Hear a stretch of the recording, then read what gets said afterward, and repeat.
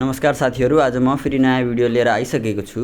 आजको यस भिडियोमा म हजुरलाई नेपालको यस सिडब्ल्युसी साइकलको टप 4 मा जाने कतिको चान्सेस छ र त्यसको लागि के सिनेरियो बन्नुपर्छ भन्ने कुराको बारेमा जानकारी दिन गइरहेको छु। र अब भिडियो सुरु गरौँ।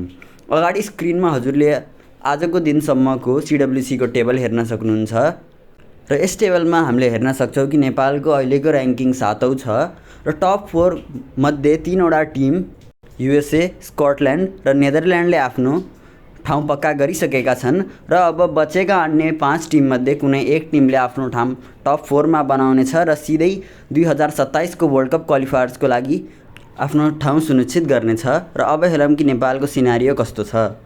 नेपाल अहिले 32 खेलमा 24.7 टेबलको 7औं स्थानमा छ र नेपालले आफ्नो अझै पनि टप 4 को आशा जीवित राख्न छ भने नेपालले आफ्नो अब आउने 4वटा अन्तिम गेममध्ये 4वटा जित्नुपर्छ र यति मात्रै गरेर नि हुँदैन, हामीले अरू टिमहरूको खेलमा पनि निर्भर हुनुपर्छ।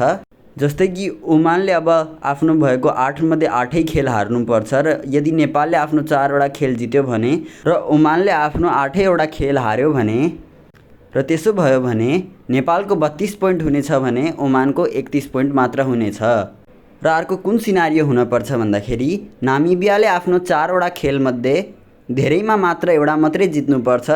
यदि नामिबियाले 2टा मात्रै वा 2टा भन्दा बढी जित्यो भने पनि नेपालको आशा त्यही अन्त्य हुनेछ। अहिले क्यानाडा 32 खेलमा 25 पोइन्टमा छ भने क्यानाडाले आफ्नो अब आउने 4 खेलमध्ये 2 खेल भन्दा बढी जित्यो भने पनि नेपालको यात्रा त्यही अन्त्य हुनेछ।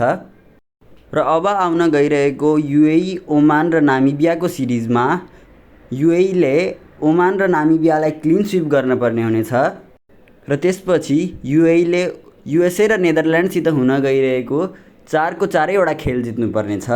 अन्त्यमा सिनारियो हेर्न पर्दा नेपालले 4 मध्ये 4 नै जित्नुपर्छ, ओमानले 8 मध्ये 8 नै हार्नुपर्छ, नामिबियाले बढीमा 1 खेल जित्न पर्छ, क्यानाडाले पनि बढीमा 2 खेल जित्नुपर्छ र युएईले कम्तीमा 2 गेम हार्नुपर्छ।